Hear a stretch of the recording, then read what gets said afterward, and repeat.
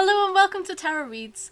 I'm Lil, I'm an artist, drag queen, and all-round attention whore, and this is my co-host Stevie, who's an anthropologist, a folklore obsessive, and one of those intellectual queers. And together we explore every aspect we can about a different card each week. We're talking history, meaning, designs for every single card. So join us in hopefully the most in-depth tarot podcast we can possibly make, and if you're watching this on YouTube, you'll be seeing me create a tarot journal spread based on everything we're talking about here in a desperate attempt for me to try and remember any of this stuff.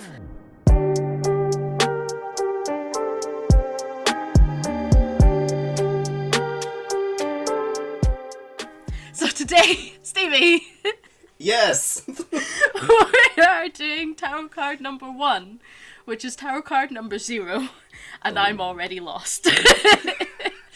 Can I just say as well, I've always wanted to be called an intellectual queer. I feel you've earned the title. Oh, my life's work is complete. So, can we do, before we kind of get into like a really in-depth thing about, card number 0 is the Fool. We should probably cover that first, right? Okay, title, good. Yes. We should do a really quick summary of its meaning. So just like super, if you can give me a bullet point of like upright, reversed, done. I can, indeed. So yeah, I mean, again, I think you could say as well that obviously the Fool's meanings have obviously changed over time. And I'm not about to go into like a massive in-depth spiel, don't worry, not yet. But, not yet. But, so nowadays, I think you could see the Fool as representing new beginnings, innocence, the beginning of journeys, a sense of naiveties, a sense of this idea of the seed or the beginning of something, be it creativity, be it a new venture, be it a new phase in your life. But there's also this understanding of the Fool as being about lack of awareness, carelessness as well. But there are also, and we'll get... I mean, yeah. Not that I'm not careless as I'm about to like whack my teacup off the desk. But yeah, the Fool also has like some really interesting and deeply esoteric symbolism, which I'm quite looking forward to getting into later. But yeah, what thoughts on that? That sounds like an okay survey. Yeah, go for it. The thing that constantly comes up every like little bit of research that I've tried to do on the Fool, the one line that constantly comes up is the look before you leap thing. That it's the picture of the Fool in the Rider-Waite tarot deck anyway is like they're about to step off a cliff. They're kind of mid-motion almost. Yeah. And that seems to be the thing. I don't know if that's just for the reverse thing or if that's... No, I think that's that's totally valid. It's tying into that idea of, because of this the sense of naivety which the Fool brings, there's this element of, well, I'm just going to throw myself off this cliff.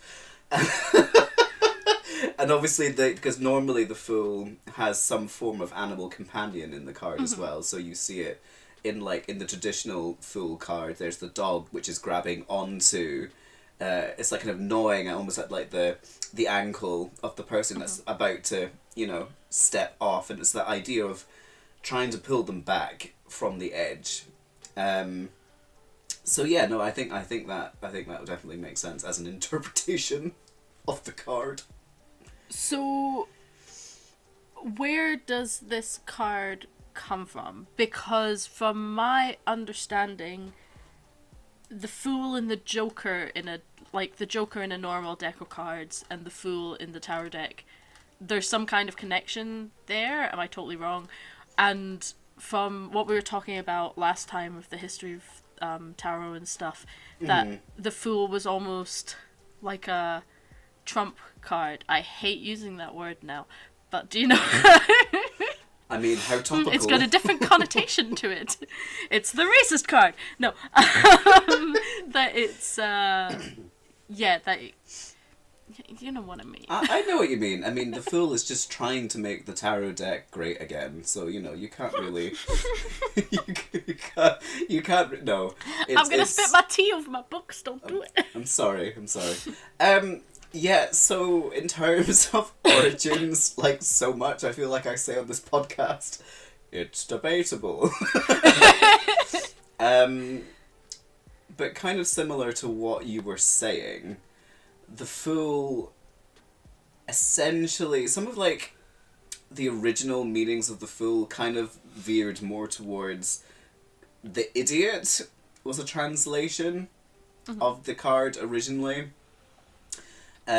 Which obviously gives the card a much more negative connotation than the sense of like innocence and new beginnings and all that. It's very much like you dumb hoe. You know, beauty fades, dumb is forever. Is that kind of? Oh my god, me! Beauty fades, dumb is forever. Forever.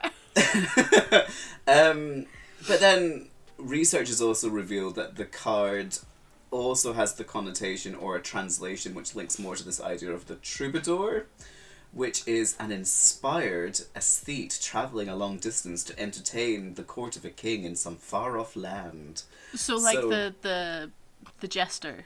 Yeah, the court jester, the minstrel, that kind of thing. I think this idea of the Fool being seen as a trump card or a wild card, I guess, also comes from... That's a better word. Let's use wild card from now on. Wild card. Cheers, thanks. Okay. Nothing's a trump card anymore, you bastard. You ruined the word. But no, this idea of the Fool as a wild card, I guess, comes from the idea of the Fool or the jester almost being a trickster, right? There's that kind of dual connotation of, does the Fool really understand what they're doing? Or is there another motive? You know, it's this idea of, I guess, chaos that kind of brings the system down. Is it an idiot or is it a clown kind of thing? Is it somebody being stupid because they're stupid, or is it somebody being stupid to be entertaining? Yeah, totally. Or, you know, is someone being stupid to critique and subvert, you know? So I think there's that idea, that kind of wild connotation within the Fool as well. Just looking back through my notes, really. I mean, I think you can see the Fool as a powerful card very much by looking into its numerical value, you know, with this idea of 0. Because if you think about it, all possibilities, all the infinite possibilities that exist come from 0, right? You know, it stretches from 0 to infinity in that sense. So the Fool is very much the source of all, you know, the rest of the tarot. It's the initiator. It's the beginning of the journey. It's the building of the narrative. So it kind of contains within it all this idea of potentiality, which is quite interesting. Speaking on that, from last episode where we talked a little bit about the concept of the Fool's Journey and using the storytelling device and stuff through the Major Arcana, I did some research on that, and yeah, it does seem to be this thing where people, I don't know where it comes from, because I am a lot worse at research than you. I did a vague Google. Stevie searched through tomes of ancient text. I lost part of my soul in the process. Sorry, go ahead. Yeah, but it seems, I don't know where it comes from, but there seems to be this this storytelling arc of the Fool, where so I feel like we should do an entire episode on it specifically, especially like at the end of doing the Major Arcana. It's a good way to kind of recap back over everything. Yeah. And I think learning it in this way as a story and stuff like that must be a really good learning tool.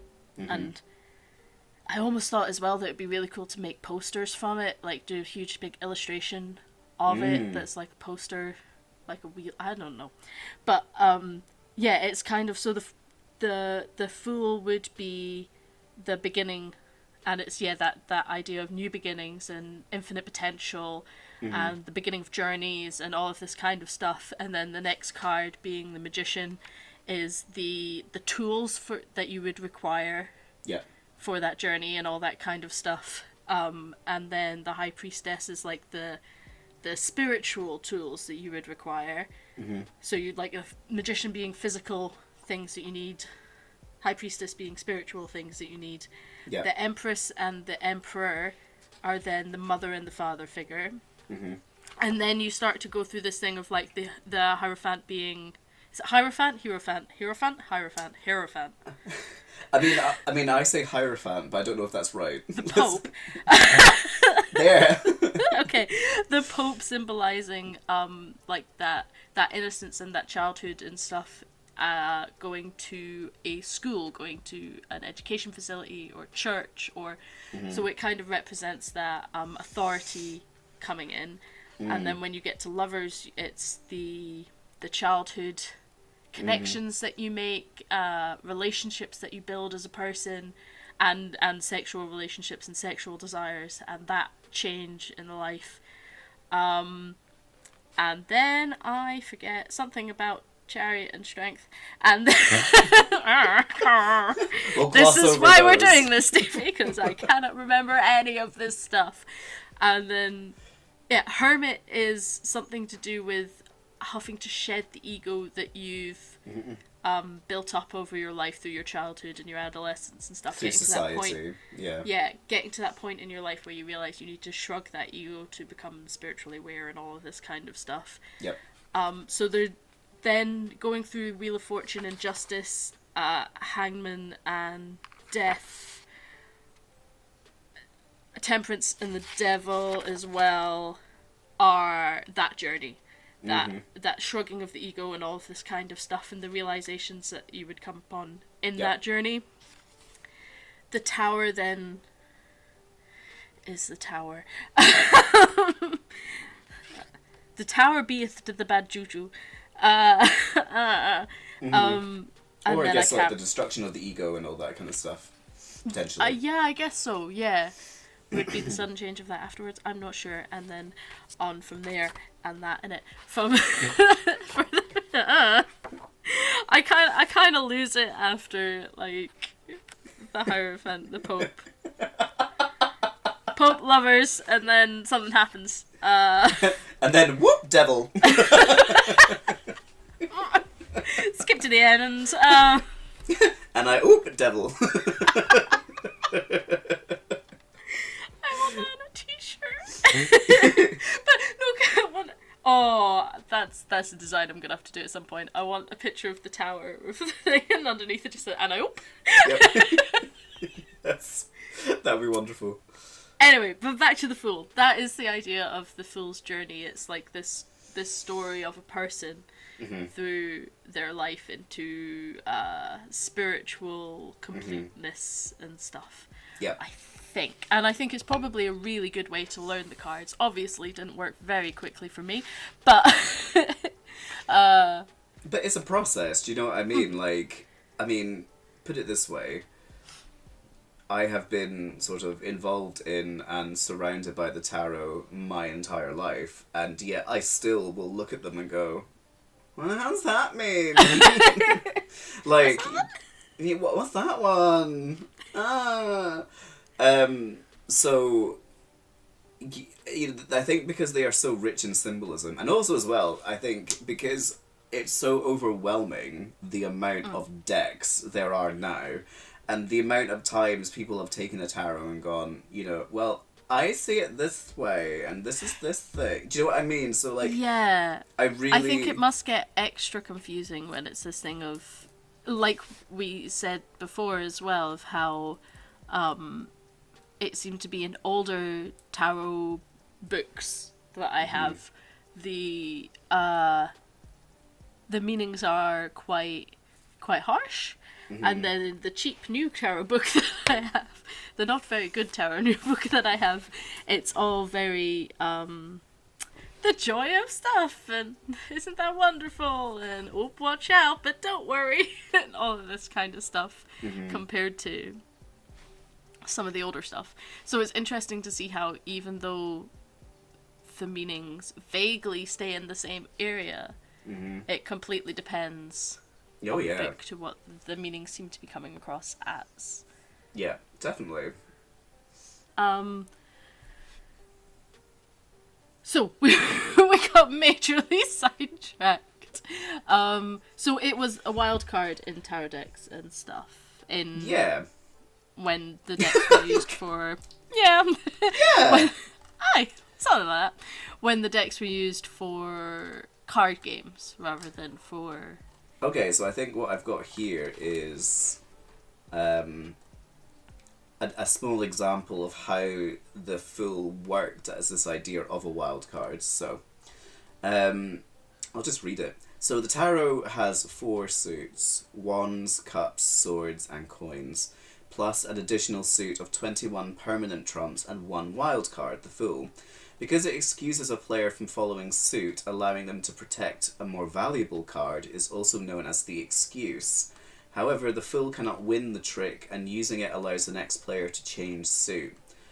The Fool's association with spontaneity, changing direction, and calculated risk are all derived from its original wildcard status.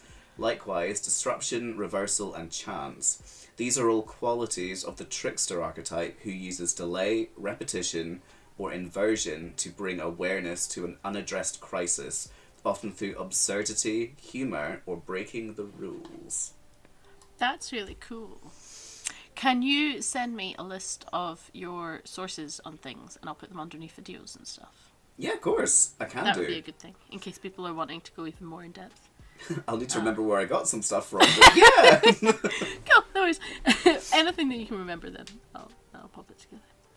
So, I feel like the Fool has a lot of connections to pop culture references, where things like Look Before You Leap, and the Fool as in the idea of gestures and all of this kind of stuff, and that it, and as the Joker card as well, there seems to be like a lot of connection to pop culture things that some cards in a tarot deck just don't have, like the 4 of Cups.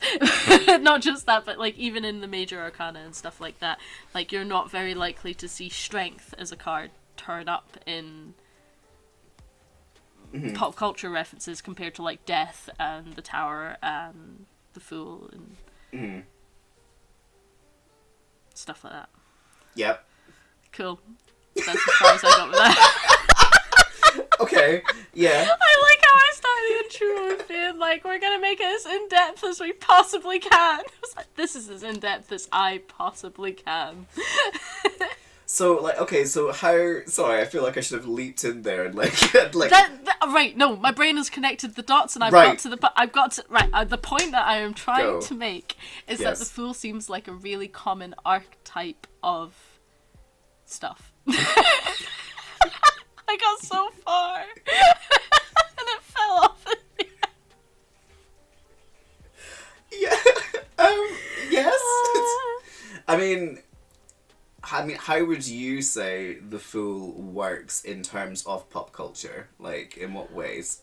I feel like that character turns up all of the time.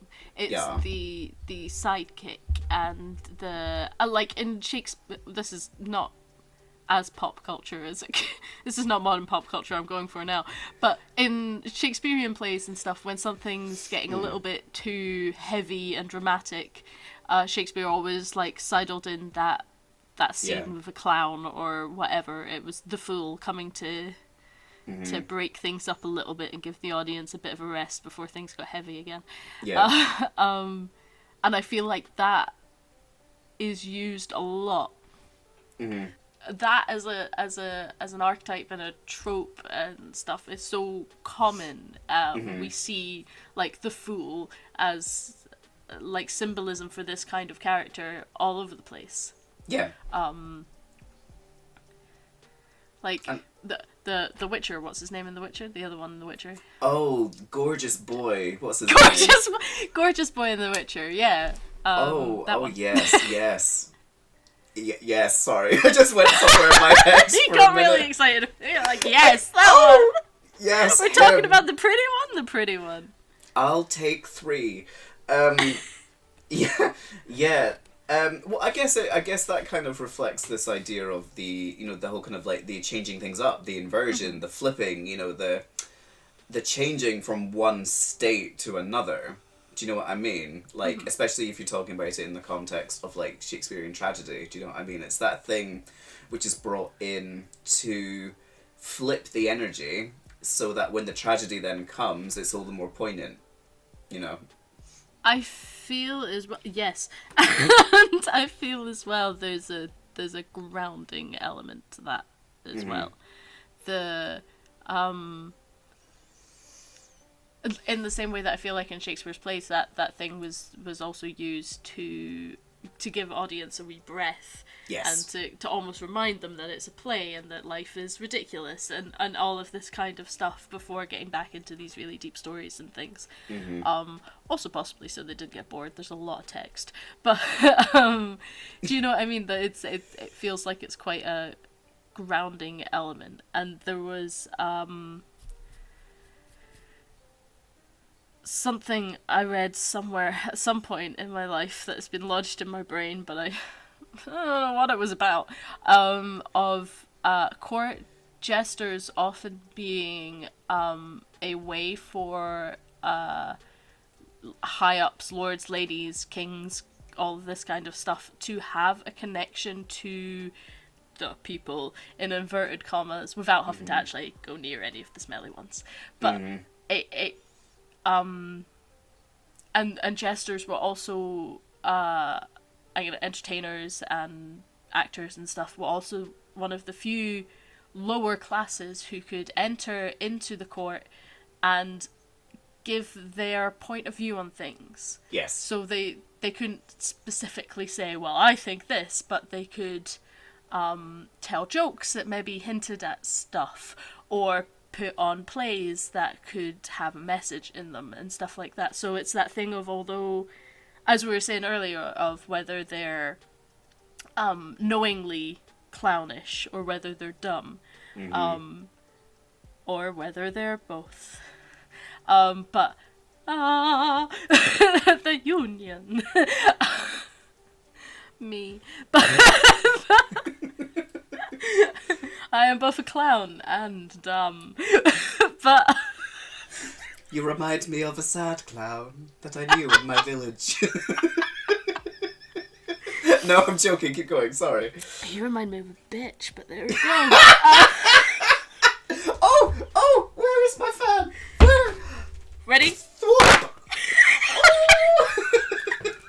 I bet the thwarps break the microphone. We should stop thwarping. Yeah. But yeah, there's this freeing comedy element, but they're also grounding to reality. Yes. And taking away from the airy fairiness, or is it the opposite when it comes to that card? Yeah, like I think it is that thing, isn't it? Of, but what is it like? Where does it land? Oh no, definitely no. I think you've hit it. You know, it is. It's the. I think what you see with the Fool is the Fool encompasses. Incomposites. I tried to help, but it didn't go for it. Encompasses. I got it. Yay. Encompasses. You would never guess I went to St Andrews University. I didn't, and I think you'd guess that quite quickly. Shit. No, don't be silly. It does. I think it encompasses all of these opposite. I can't speak. Opposites and like abstractions and ideas and everything kind of all within itself, because it is zero. It is the limitless possibility of change. Okay. So the Fool is in the Rider-Waite deck, illustrated by Pamela Coleman-Smith, designed as this kind of quite vagabondy but romanticized character. They're about to take a step off of a cliff. In the background you can see mountains. There's a small dog down there. They have a white rose in their hand. They have a little knapsacky type you know, the one on their shoulder on a stick, and they're looking up towards a sun, etc. So, looking at the kind of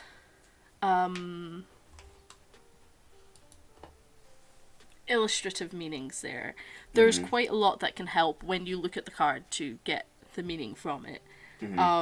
They are... There's the mountains in the background, which can symbolize the journey that somebody's about to go on, or the possibilities of the journey that they're about to go on.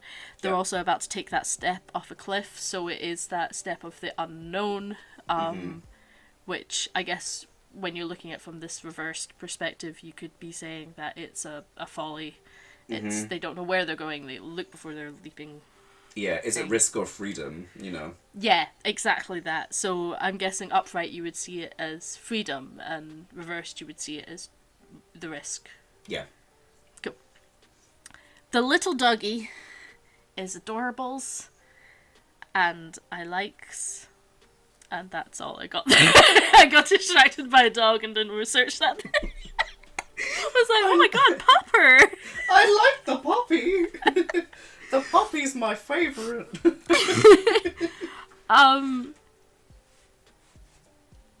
Whereas in the that French one, Marseille Tower? that's the one. Cheers. Yeah, that's right. In that deck, they are very much the jester. They're in that red and yellow contrasting outfit. They're holding a wand as a symbol for their spirit and enthusiasm. They have a cap. They've got a cap, shirt, pants, leggings, and shoes divided into the red and blue colours, which signify extravagance. He has scalloped garters. Ooh. Sexy mofo. The pointy jester bits is what I think what they're saying there. And he looks very, very jestery, very fun, and has this kind of cheeky chappy kind of smile going on. When you contrast that to the Rider-Waite one, who seems a lot more calm and ethereal and all of this kind of stuff. And you have in your hands the Crowley one. I do, yes. This is where they're surrounded by like purple energy swooshing from their heart into big circles, and I think from doing my research, I don't know why I bothered because I never remember it anyway, but that it was their depiction of the fool is much more foolish rather than clown. So yeah, Crowley's Fool, I think, is probably one of the most complicated, I think, physical representations of the Fool, because there's a lot of stuff going on. It's very busy, but it is actually my favorite representation of the Fool, I think, that I've ever seen. The figure in Crowley's card is the god Dionysus. That's fascinating. Cool. Yes, who is the Greek god of ecstasy, madness, ecstasis in the sense of lifting out of yourself into a higher state of being. Dionysus very much represents that double thing of sex and death. You know, it's that sort of this idea of beauty, frenzy, madness, freedom. You know, it's this idea of kind of encompassing the dualities within one being is Dionysus. I've actually got a description of what the card looks like, so I will read that briefly. But the portraiture of the Fool is represented by Dionysus, the springtime god who is wrapped in 4 coils of a large umbilical cord. With his back as horns and grapes, Dionysus represents the creative power of giving birth to new forms from a state of wonder and anticipation rather than fear. The oriental symbol of fear is the tiger, which is the animal that's kind of on Dionysus's leg, not a dog in this card. Yeah, the oriental symbol of fear is the tiger. Fear attempts to gnaw at his leg, yet Dionysus doesn't give any power to fear. He looks straight ahead, therefore fear, the tiger, cannot make a dent. Now, Dionysus as the fool in this deck has a very alchemical, esoteric meaning in the sense that it represents the state of consciousness which we experience before birth and after death.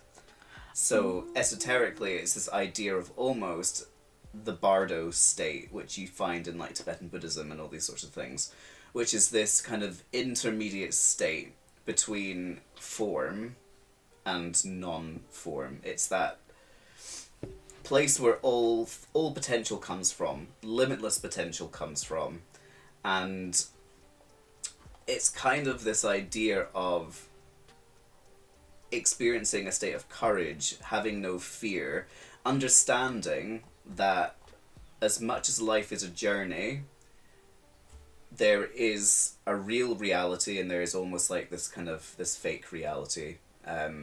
It's about understanding that life is a game, and reminding you not to take things so seriously. So it kind of reminds me a little bit of a quote from, is it the Bhagavad Gita? Or is it the Upanishads? I can't remember. I wish I'd made You're a note. asking me. I'm like, where is it, Lil? But basically, I really love this quote, and to me this quote does sum up the Fool really well, which is, fear not, what is not real never was and never will be. What is real always was and cannot be destroyed. That's really cool. I like that. I mean, if you look at science, right? Science says that matter can't be destroyed. It just transforms. So, esoterically, if you're that way inclined, it's the idea that you look at life and you get so wrapped up in being, you get so wrapped up in the physical things, but it's about understanding that this life is a game. You've got to remember this, it's, you're here and then you're not, but then at the same time you're never going to be destroyed. So you're never not going to be here, or you're never not going to be. So think carefully about what you choose to focus on in this life. And that's why the Fool is the initiator of the journey, because it's this idea of, are you going to turn your mind now to higher things? That's really, really cool. And also reminds me of yesterday I was explaining to wee man, who is my 9-year-old, that that we all came from stars. He was like, what? It's like, yeah. Stars I love exploded, that. made carbon, we're carbon-based life forms. And then later on in the day found this on Facebook and absolutely loved it. And it's just, I think it's a Tumblr post by somebody called Crypto Nature. But there's a line in it that says, when an explosion explodes hard enough, dust wakes up and thinks about itself. And I was like, I love that so much. That is beautiful. That It's is so such a nice wee beautiful. line. I'm just taking a moment because I feel teary. Oh, baby boo, no! I'm joking, I'm a heartless bitch. Right. I don't cry like lesser mortals. No. Sorry, I'm joking. Anyway. So the meanings throughout different books and whatnot that we have seem to differ a wee bit, but seem to be along the same general themes. So what I'm attempting to say badly is, when you pull a full card in a read, where do you know where to go with it? So you're saying it's this limitless possibility, as it's like a limitless possibility of understanding it, like almost. So you have this idea of like folly and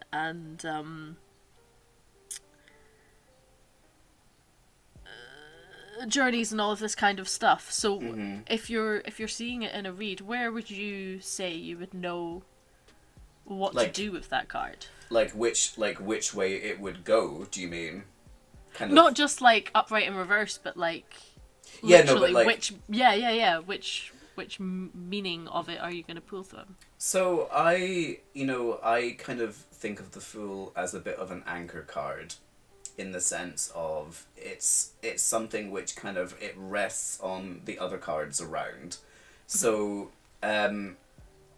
if I were, say, to do like a basic 3-card spread and say the Fool came first, I would have a sense of, right, okay, so there's a potential for this to go obviously certain ways. There's this understanding of something new, and then I would use the next cards to sort of like Inform kind of the previous one. and anchor it. So like, is this is this new venture? Where is it going to go? Or how am I supposed to look at this internally, and kind of anchor around it? Or conversely, like it might come up later in a reading, and it then almost gives that kind of sense of clarification of, so I don't know, say like you've got all the stuff saying you're in danger, girl, things are happening bad, and then you get the Fool, you're a bit like, all right, okay, so it's that sense of I didn't know where this was going to come from, and then it's almost like, well, think about what you're starting, think about where you're going. How are those things potentially, influencing these, if that makes sense? That's interesting. That's cool. Is there any cards that specifically coincide, like line up with the Fool, where, if they both come up in a reading, it would feel like a very specific meaning to it? Like, so I'm thinking like the Fool and the world or the universe, they're the beginning and the end. Would that have a significance to a reading? Or, as we were saying about jesters and all of this kind of stuff, would like a Fool and a king from one of the suits have some kind of... I realise that on this podcast you cannot see the hand gestures that I'm doing, so I'm going to need to use my words. Oh, don't stop the Do hand the gestures. combiney interlocky thing? Cool, okay. My brain worked good. Do they make love? The combining interlocky thing? Oh, wait, hold on. Wait.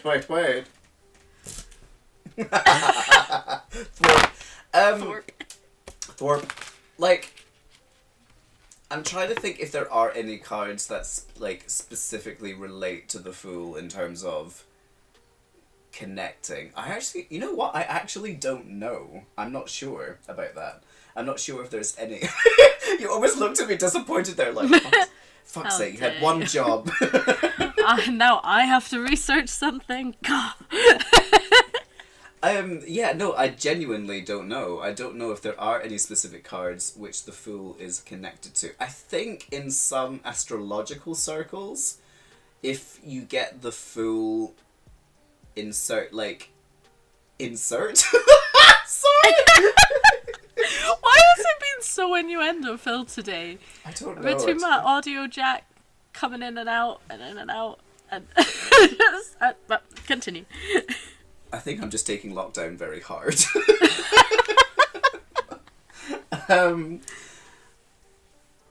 I think there are certain astrological signs that link to certain suits if you get the Fool, but again, I'm not entirely sure.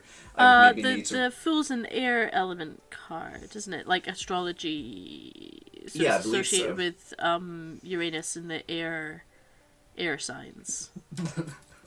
And there ends my astrology. No, I'm just laughing because I'm a child, and you said Uranus after all the after all the innuendos. Oh, I found a list of combinations. Oh, cool. Teach the children. Teach me. So the Fool, along with the Ace of Cups or the Lovers, is the start of a new relationship that springs as if it come from nowhere. So a sudden new relationship. The Three of Cups along with the Fool is a surprise party or celebration, so that shouldn't be turning up anytime soon. Let's hope not. As lockdown severity increases. The Seven of Cups along with the Fool is, it says look for the next following card on the end to complete this, as it could go one of two ways. It may show being foolish and unrealistic, or it may show something new that leads to many options, and the final card would decide what that was. The Fool with the Nine of Cups, your wish may be fulfilled in a completely unexpected way. That's the most astrology-sounding sentence I've ever heard. That sounds like a really bad horoscope. But anyway, the Fool with the Six of Wands is an unexpected work promotion. So basically, it seems to be what the meaning of the next card is, but unexpectedly. Surprise, bitch. Oh, and the Fool and the Ten of Swords is don't take the risk. Just don't. Just no. Yeah, no. Like Ten of Swords, you're just looking at ruin and pain and like, yeah, no. The Fool next to the Ten of Swords is if you're a fool, you will get 10 swords in your back. Basically. Very literal meaning. Yeah, basically. Yeah, and with the Five of Pentacles, it's don't be naive or too trusting with your financial investments. So yeah, it does seem to have a there's some cards that it seems to be connected to specifically on that list, but it does really feel like it's just what this card means, but unexpected. Yeah, and I think it's got that malleability, to wrap itself around any other card. So I guess to sum up the Fool, desperately in an attempt to, is that it's the beginning. It is the beginning of the deck. It is the purity and innocence that comes with that as well. That things aren't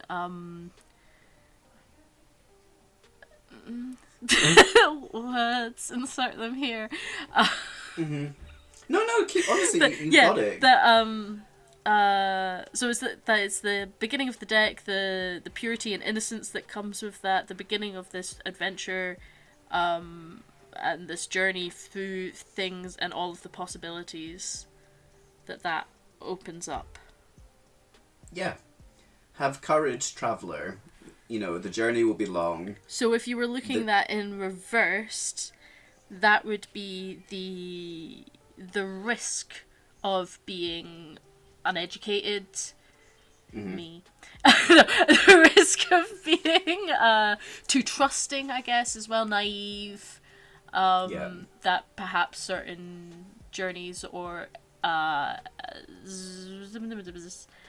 those things, certain journeys or explorations into things might not be a good idea at the moment, that they won't go anywhere or where you want them to go, or that perhaps the path that you're taking is not the right path, that kind of thing.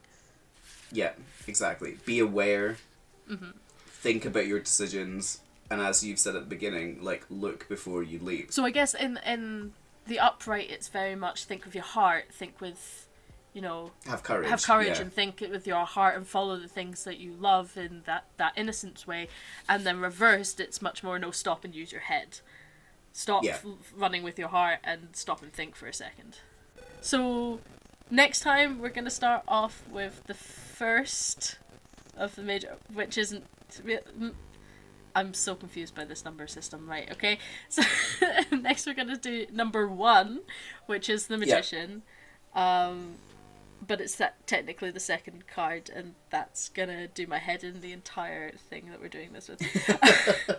But I really hope you've enjoyed this episode. If you've got any questions or feedback, then you can leave a comment under the video on YouTube. And I'd really like to know if you are a long-time practitioner of tarot, or if you're just starting out, are you somewhere in the middle? And if there's enough interest, I think I might make a Discord group for tarot reads where we can just hang out, we can share any tarot journaling things, because massive journaling nerd. And yeah, our own experiences of things and stuff like that, which would be kind of sweet. So let me know if that's something that you'd like to see. You can find both of us on Instagram. Mine is at Bujo Cult, and Stevie's is at Restless House. So the feeling of restlessness, but it's restless, and house spelt the German spelling Haus. pretentious. They'll be both linked below the video, and I will try and link as many sources as I can as well that we've used. Though sometimes our sources, that thing, what somebody said 8 years ago or something. Very reliable source, that one. That's what my sources are like. Your sources are a little bit more reliable. Mine are like, I once saw a documentary. Just the one. Just the one. Just once. Just that one time at Bandcamp. And Stevie, when is your next episode of the Widdershins Yarn coming out? Good question. So the next episode of the Widdershins Yarn is set to drop on the 21st of November. Ooh, that's when the next one is set. So it's a little bit of a wait. It's a little bit of a way. Yes, I've still got some things to research. I have to sell another part of my soul to the Dark Prince, and that takes a while. But you have to convince them that they want it to begin with. I mean, who would? But he always wants it. I bet he does. Right. Everybody wants a piece of me.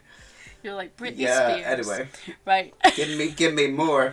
Anyway, but yeah, no, like it might drop sooner than that, but it's looking about then. So awesome. Yeah. Right. Well, we will see you on the Widdershins Yarn with Stevie. Yes. Or next time on the Tarot Reads one, whenever that comes out, because I'm not being very specific about it yet. So, right. Love yous. Bye. Bye.